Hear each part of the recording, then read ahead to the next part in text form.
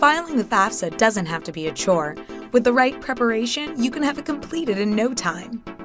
You should have the following information about you and your parents on hand before you begin: Social Security numbers, federal student aid PIN numbers, tax returns if you filed, W-2s or prior year tax returns if you haven't filed, and values of any assets you own, bank accounts, brokerage accounts, rental property, etc. One word of caution before we begin. Double-check all information as you complete the FAFSA to be sure that you are typing everything in accurately. Mistakes may cause your FAFSA to be rejected, to not be sent to your school, or may have a negative impact on your financial aid eligibility.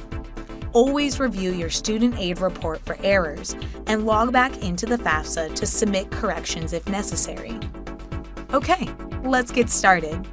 First, go to www.fafsa.gov and select Start a New FAFSA. Enter your name, Social Security number, and birthday to log in. Select the option to file a new FAFSA and create a password. This will allow you to save your progress and come back to the application if you need to. Continue to complete your demographic information on the next page. If you filled out a FAFSA before, most of your information will be pre-populated. Otherwise, continue to fill out all required fields on the next few screens. Fellas, if you have not registered for Selective Service, select Register Me. It's the law, and you can't receive financial aid without registering. Also, if you're a senior in high school but will have your diploma by the time you start college, be sure to select that you have a high school diploma. Enter information about your high school. Hit Confirm, then pick your high school from the list. Enter information about the colleges to which you want your FAFSA sent, and pick them from the list. After you've found all your schools, the next screen will ask you to select your housing plans. The questions on the next page determine whether you must provide parental information. If you select No to all of the questions, you must provide parental information, unless you have a special circumstance that prevents you from doing so. These circumstances might involve documented abuse, neglect, abandonment, or other similarly serious circumstances. If you choose not to provide parental information, you should definitely follow up with your college.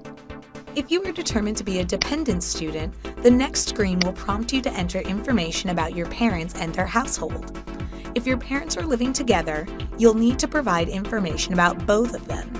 If your parents are separated or divorced and living apart, you'll only need to provide information from the parent with whom you lived with the most. If that parent has remarried, you must also provide information about your step-parent. Next up is the Financial Information section. This is the most important part of the FAFSA and will probably take you the most time. If you have already filed your taxes, you may be able to use the IRS data retrieval tool. This will save you a lot of time, as you can import financial information directly from the IRS. If you haven't yet filed your taxes, you can use estimates for now and update the FAFSA after you've filed. If your family and financial situation hasn't changed significantly, we recommend using your prior year tax returns to get estimates. If you have experienced changes in your situation, it might be better to use your parents' current W-2s for estimate.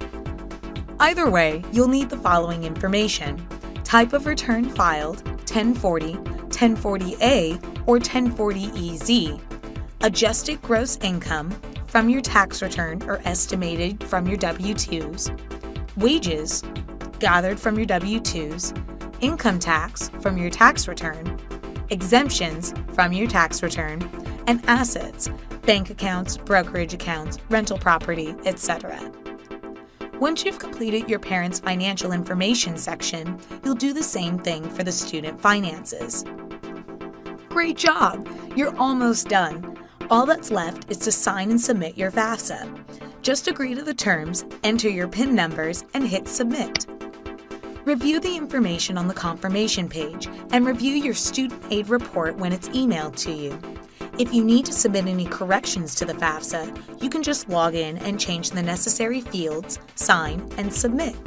If you have any questions that are unanswered by this tutorial, we recommend that you check out our other videos. Thank you.